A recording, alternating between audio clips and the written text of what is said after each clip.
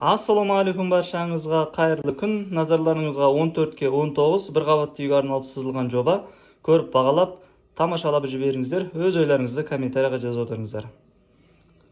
Әзірге тек бөлмелердің орналасуы черновой вариант қана сызылған. Баспалдақтардан көтерілеміз. Мына жерде прихожая, кіреберіс тамбур.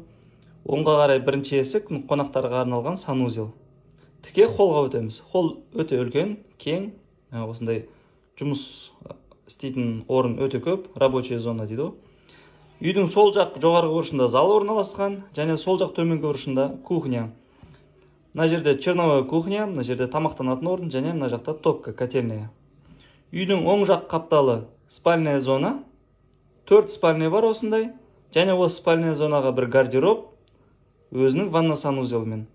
Мына жерде коридор жарық болсын деп, мына жерге терезе қояды, осы коридор жарық болып тұрады, Құдай қаласа.